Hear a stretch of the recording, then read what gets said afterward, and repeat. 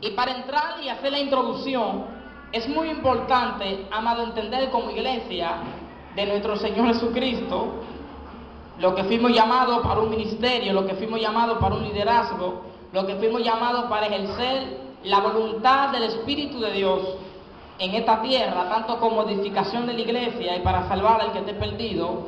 Es muy importante entender el mundo espiritual y entender de que hay fortalezas en nuestra vida que aunque vengamos a la iglesia, cantemos 3 coros, depositemos la ofrenda y escuchemos mensajes, hay fortalezas que nos atan, hay debilidades las cuales en el secreto sabemos que todavía no podemos dominar, aleluya, y es un hábito oculto que todavía no se es revelado. La persona te ven de una manera, pero tú dentro de sí sabes que eres débil en algunas cosas y la persona no lo sabe. Eso se llama fortaleza en el mundo espiritual. Y lo más importante, amado, yo creo, como un hombre de Dios, aleluya, como una mujer de Dios, estar libre de todas fortalezas espirituales. ¿Cuántos adoran a Dios? Porque así tu adoración podrán ser libres y tú podrás, aleluya, moverte en una dimensión donde no hay nada oculto que puede detener el propósito de Dios para tu vida.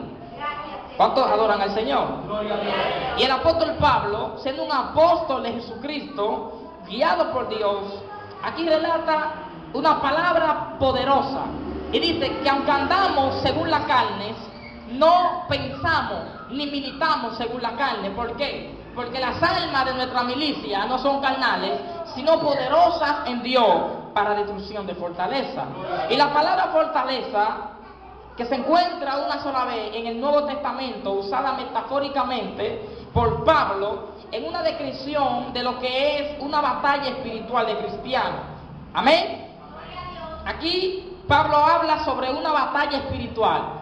Y usted tiene que apropiarse y adueñarse de la palabra de Dios para su vida y ser libre de toda fortaleza en el nombre poderoso de Jesús. Fuimos llamados para ser libres. La Biblia dice conocer la verdad y la verdad te hace libre. ¿Cuántos adoran al Señor en este día? Pero para eso tenemos que derribar toda fortaleza, y esa fortaleza no se van cantando de coro, esa fortaleza no se van asistiendo a la iglesia, esa fortaleza se hace obedeciendo la palabra de Dios y haciendo guerra espiritual y fortaleciéndote en el Señor y en el poder de su fuerza. ¿Cuántos saben del Señor? Así que tú puedes derribar toda fortaleza espiritual en tu vida, porque a veces tenemos un familiar enfermo, tenemos, aleluya, situaciones las cuales como cristianos no entendemos, porque la Biblia no habla de ciertas cosas, pero estamos viviendo otro estilo de vida. ¿Cuántos adoran al Señor? A veces tenemos en la casa un familiar enfermo, a veces nuestros hijos, nuestros hermanos, nuestros padres, puede ser quien sea, todavía no ha aceptado a Jesús, y nosotros vivimos en ese hogar y queremos que ellos acepten a Cristo, pero el motivo no es que Dios no te ha respondido esa promesa. El problema es que hay fortaleza la cual tú tienes que romper en el mundo espiritual y clamar y desatar para que el poder de Dios se mueva en el nombre poderoso de Jesús. Y esas almas no son carnales, sino poderosas en Dios para destrucción de fortaleza. ¿Cuántos adoran al Señor? A veces vivimos un evangelio que lo hacemos muy natural, y el evangelio es más espiritual que otra cosa. ¿Cuántos adoran a Dios? Nosotros tenemos que ser personas de oración, personas persistentes en guerras espirituales y declarando nuestra familia sana y para Cristo. ¿Cuántos creen eso? ¿Cuántos dicen mi familia le pertenece a Cristo? Amén. Y Pablo habló de 4 cualidades en este capítulo donde leímos, en estos 2 versos que son muy importantes.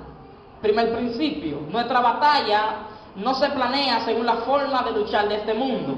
Nuestra confianza está en Dios y nuestra estrategia en la guianza del Espíritu Santo. Nosotros nos peleamos como pelean los del mundo, como pelean los seres humanos, con tanques de guerra, con bombas, y utilizan estrategias como ellos saben cómo van a combatir a sus enemigos. ¿Cuántos adoran a Dios? Nosotros nos peleamos de esta manera porque quien nos guía es el Espíritu Santo. ¿Cuántos adoran a Dios en este día?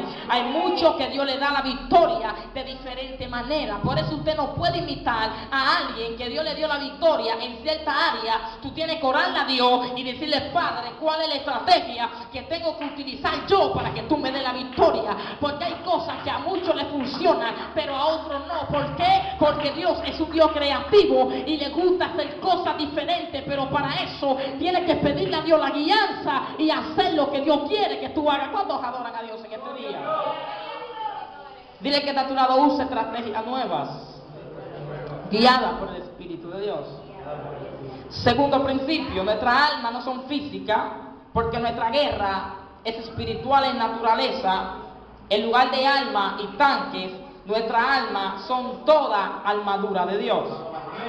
Y consisten en ceñido vuestros lomos con la verdad, vestido con la coraza de justicia y calzado los pies con el apresto del evangelio de la paz. Sobre todo tomad el escudo de la fe, con que podáis apagar los dardos del fuego del maligno, y tomad el yelmo de la salvación y la espada del Espíritu, que es la palabra de Dios. Estas son nuestras fortalezas y son la vestidura que en el mundo espiritual vamos a utilizar para derribar toda fortaleza y todo poder del diablo en el nombre poderoso de Jesús de Nazaret.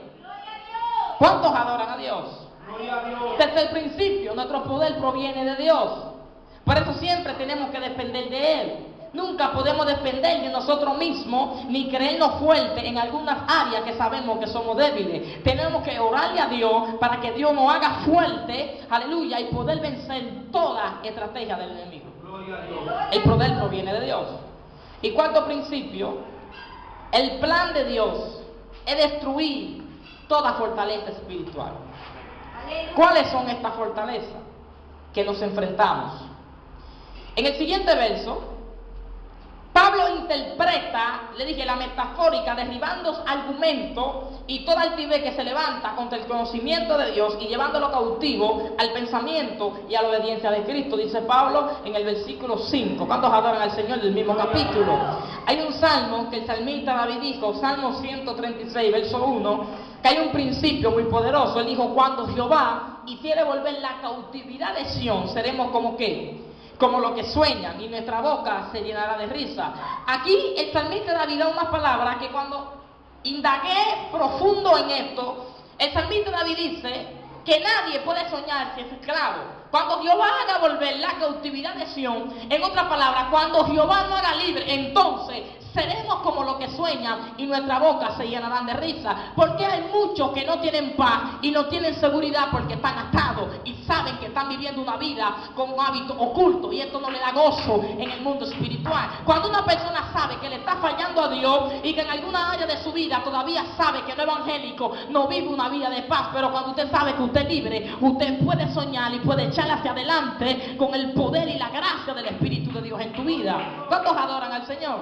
Entonces el salmista le dice, cuando Jehová no haga libre, entonces seremos como los que sueñan. Entonces Pablo dice que nosotros tenemos que llevar nuestra cautividad y someterla a Cristo y llevarla a su cruz. ¿Cuántos adoran al Señor?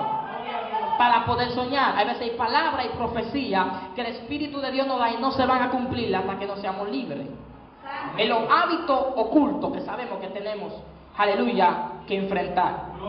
Hay avivamientos que Dios promete a la iglesia, pero Dios quiere, antes de traer ese avivamiento que va a explotar y que van a convertirse la gente, que van a venirlo endemoniado, van a venirlo endeudado, y Dios lo va a bendecir. Dios primero quiere fortalecer a los que estamos, para que los que vengan nosotros poder ayudarlos y libertarlos con el poder del Espíritu. Pero si los primeros cautivos somos nosotros, Dios no va a traer más gente para seguir cautivándolo. Dios primero va a tratar de ejercer un equipo de guerreros, como hizo David en la cueva de Adulam, que preparó un grupito de gente que habían para enfrentar a sus enemigos. En otras palabras, Dios está con ustedes. Hay cosas grandes que Dios va a hacer, pero ¿por qué Dios no tiene en preparación? Porque Dios quiere verlo libre, porque lo que viene para esta iglesia es grande y se necesita gente con carácter y con el poder de Dios para derribar toda fortaleza del diablo. ¿Cuántos adoran al Señor en este día?